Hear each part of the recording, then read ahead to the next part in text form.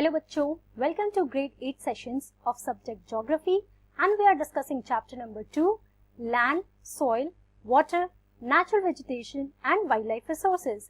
This is your session 10. Okay? So let's start. तो बच्चों एक बार ब्रीफ रिकैप कर लेते हैं कि हम लोगों ने अपने लास्ट क्लास में क्या क्या कवर कर लिया था.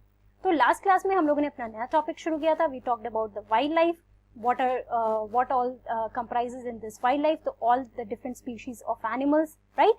तो इसमें बहुत सारे insects, microorganisms, all the animals living on the land or in the water, they come under this wildlife. Also we saw the uses कि why are we depending on these wildlife, okay? We also saw the distribution of natural vegetation where we talked about the grasslands and then we talked about forest, thorn and scrub vegetation and then we talked about tundra vegetation. Then we talked about the conservation of natural vegetation and how we can conserve our natural vegetation and different hazards that are happening because of human activities or due to natural calamities. Okay? तो आज की class में हम लोग wild life के बारे में पढ़ते हैं बच्चों कि वाइल्ड लाइफ में क्या क्या चीजें होती हैं और क्या क्या प्रॉब्लम्स अराइज होते हैं. So the main problem and the major threat is poaching. Now let us understand what is this poaching. So poaching is illegal hunting, killing or capturing of animals for different uses. This has resulted in the sharp decline of particular species. तो बच्चों poaching क्या होता है? It is illegal hunting or the killing or capturing of any animals for different uses. तो आप let's say tiger या फिर elephants, ऐसे बहुत सारे different animals होते हैं जिनको we human beings we try to capture them, we try to hunt them, we try to kill them. Why? Because we are fulfilling our needs for that. Also, let us see some of the commonly poached animals. The first one here is elephant. The second one is rhinoceros. The third one is the leopard. Fourth one is tiger. Fifth one is lion. And the sixth one is panda. तो आप देख रहे हो ये सारे commonly poached animals है. अगर आप वर्ल्ड में भी देखो या फिर इंडिया में देखो, ये वर्ल्ड वाइड कॉमन प्रॉब्लम है जहाँ पे human beings they tend to hunt these animals. They basically kill these animals and they are trying to lower the number of these animals. और इसकी वजह से ऐसा हुआ है बच्चों, बहुत से एनिमल्स या तो एक्सटेंट हो गए हैं, बहुत से या फिर इंडेंजर्ड स्पीशीज हो गए, मतलब they are on the verge of extinction. तो आप देख रहे हो कि कैसे ह्यूमन एक्टिविटीज की वजह से ही हम अब लोग ये वाइल्ड लाइफ जितने भी हमारे वैरायटी ऑफ और species of animals that are living on the earth surface, we are trying to hamper them, we are trying to kill them और डिस्टर्ब देयर बैलेंस.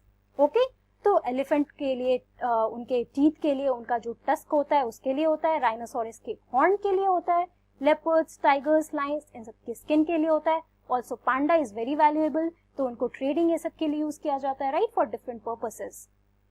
तो अब क्या है बच्चों, जब आपने देखा है ये सारे प्रॉब्लम्स हो रहे हैं तो obviously there should be some measures to conserve these wildlife resources, right. तो गवर्नमेंट ने बहुत सारे मेजर्स लिए हैं.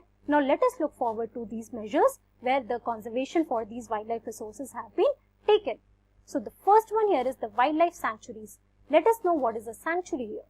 So sanctuary is a place, the breeding place that has been a protected place that has been provided for these wildlife, for all the variety of animals or the species that are endangered, that are vulnerable or that are being hampered by human activities. Okay, so in total there are 502 wildlife sanctuaries. And among them many are tiger reserves. तो tiger आज के date पे when the researchers are looking forward, तो उन्होंने देखा है कि tiger बहुत ज्यादा डिक्रीज हो रहा है. the number of tigers are decreasing, right. तो ये या तो human tendency की वजह से हो रहा है या फिर ये natural calamities, natural conditions की वजह से भी हो रहा होगा, right, but more part human tendency का play करता है. okay, also there is a legalized protection that is offered only for animals.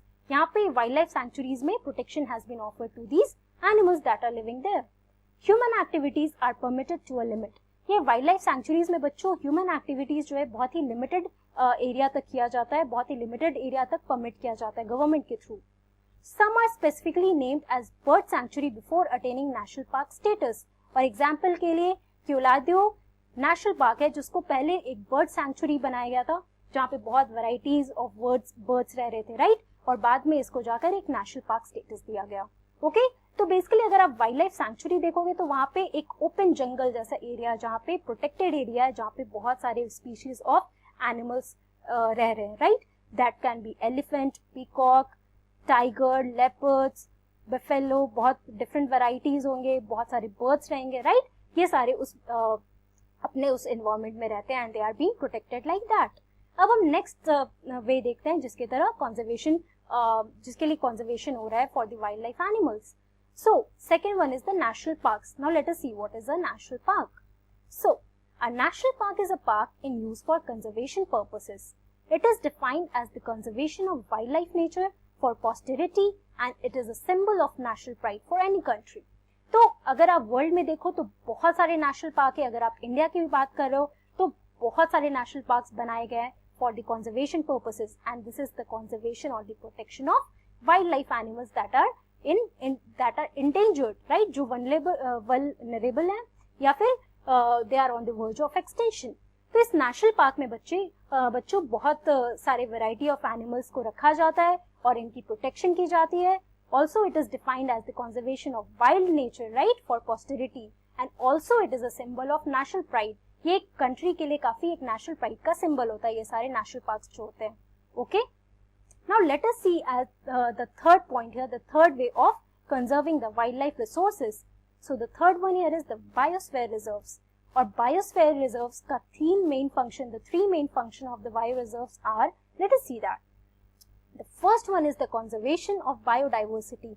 और इस बायोडाइवर्सिटी में क्या आता है बच्चों? Ecosystem, species and the jeans.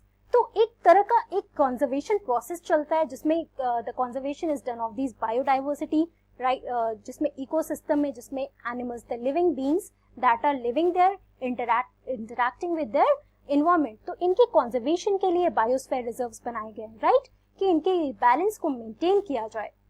The second point here is development. Now what is this development? Association of environment with development.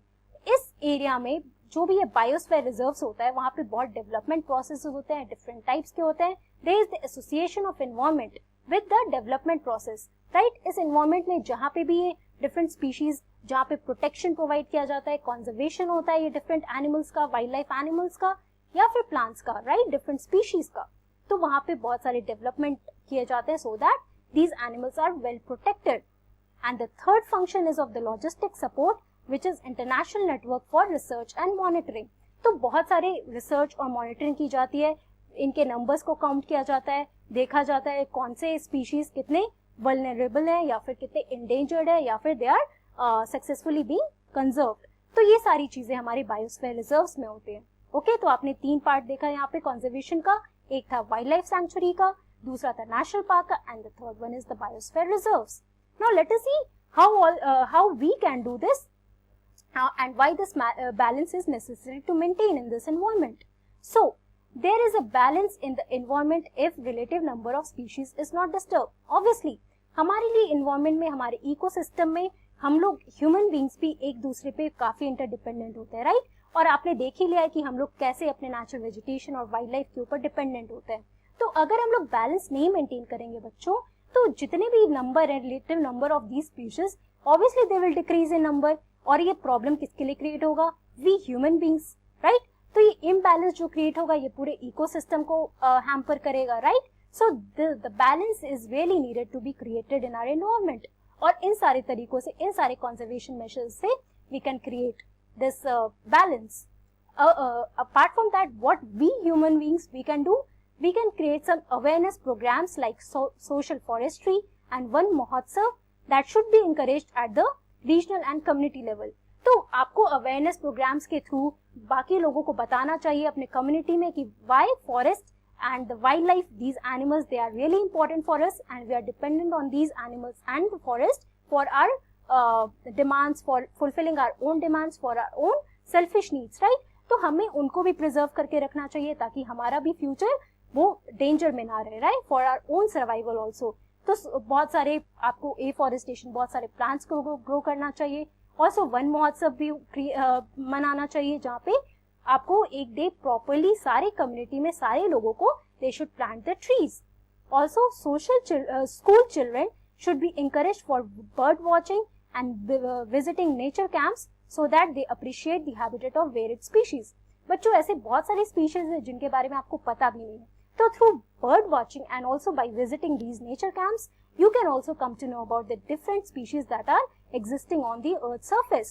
आप ये सारी species के बारे में देखो, इनके बारे में जानोगे, then you will know that you really need to conserve these animals or the plants.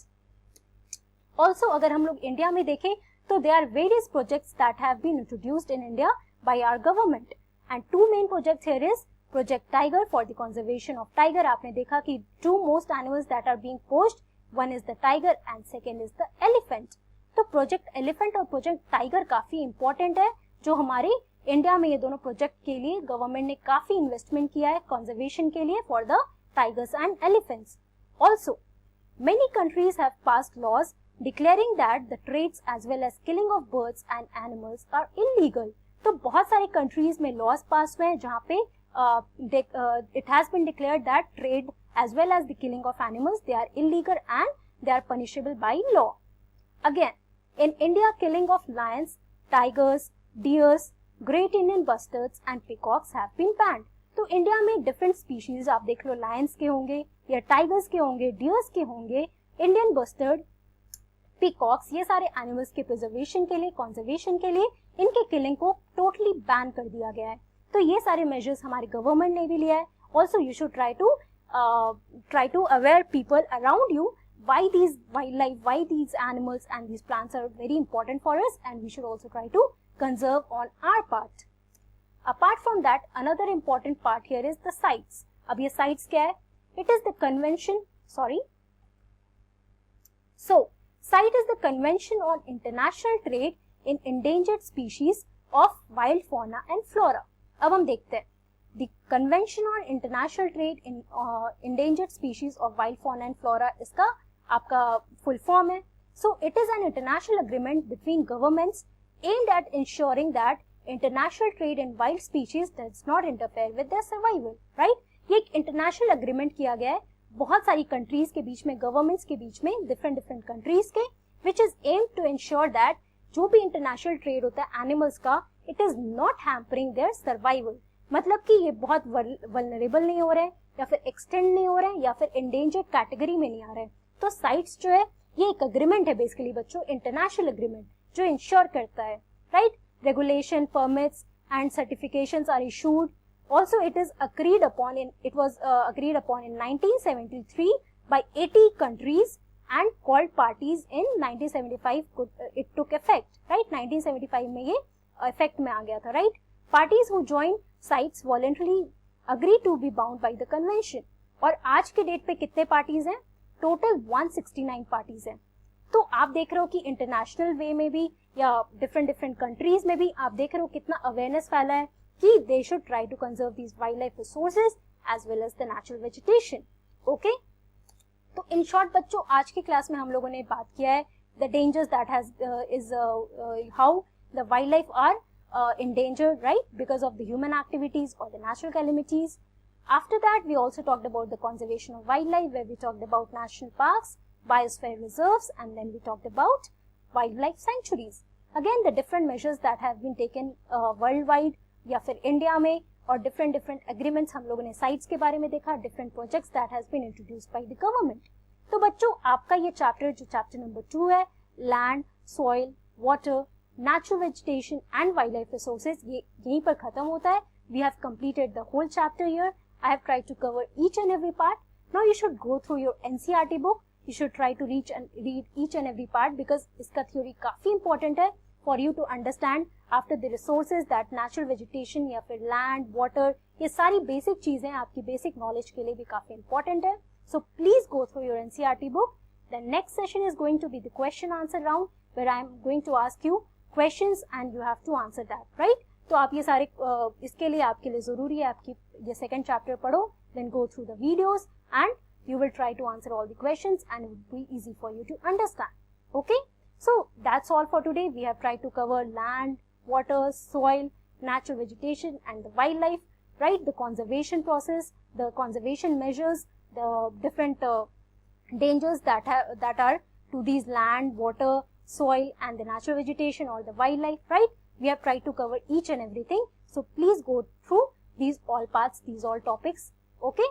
So that's all for today and thank you very much.